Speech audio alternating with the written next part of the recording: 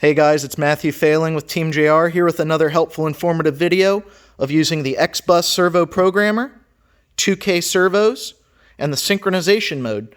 Now, ailerons and rudder, whether you're using a push-pull or a pull-pull on the rudder, is usually pretty straightforward using this technology because you have multiple servos ganged on a single surface.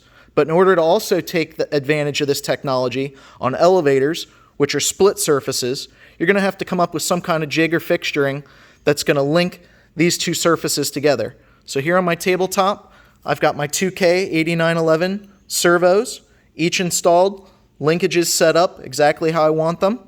Okay, I've taken a wood ruler and a piece of metal extrusion, put them across the surfaces, and then tied them together with a couple of clothespins and a C-clamp. Not clamping down on anything too hard because, you know, these are just stringers and things like that, balsa and plywood. We don't want to damage the surfaces.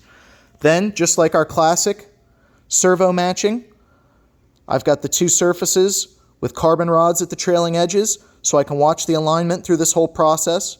As you can see, right in line with each other. So my left stab, we're looking at the top now. My left stab is going to be the master. My right stab is going to be the slave, mimicking everything. JR, channel 3 is elevator. So we're going to make the master left stab 3-1. The slave, always the first slave, is going to be 50-1. So 50-1 here on the right stab.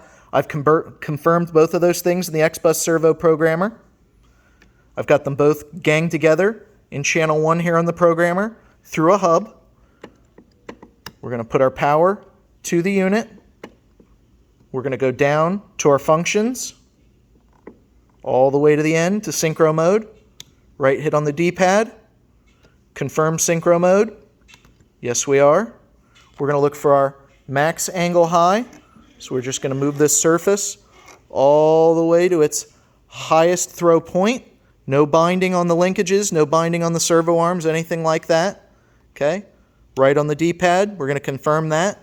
Now we're looking for the low.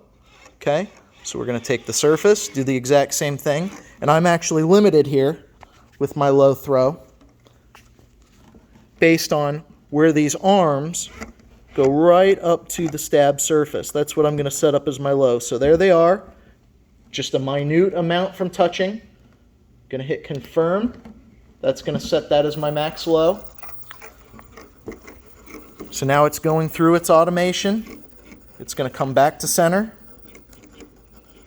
And it's going to start matching these two surfaces together over 120 points.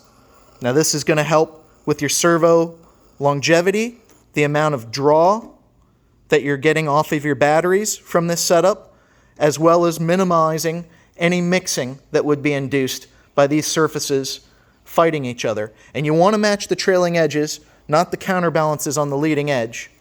So again, just to confirm, we're right in line with each other at the trailing edge. It's going to start with two servos through the up travel, and over a span of about 10, 15, 20 minutes, it's going to match these two surfaces to each other, and we're going to have something beyond the capability we would ordinarily have with matchboxes or even a dual elevator mode setting up 5, 6, however many points you would traditionally for them to match. You know, at its base, most basic, it would be 3 points, your center, your full up, your full down. But then all that travel in between, they're always, if you ever use these carbon rods, going to be fighting each other ever so slightly, inducing a little bit of yaw, roll, things that you would have to actually mix out or take a lot of time to set up multiple points where you're matching them through their travel and throw.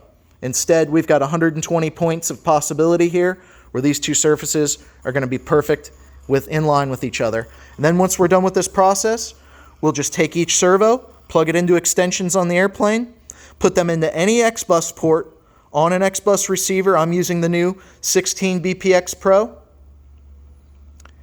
And everything is going to work through channel number 3. You're not going to have to do anything with that slave servo. If you add sub-trim, if you change dual rates, travel, expo, everything you do is going to be on channel 3, and they're both going to do it together. And it's as simple as that.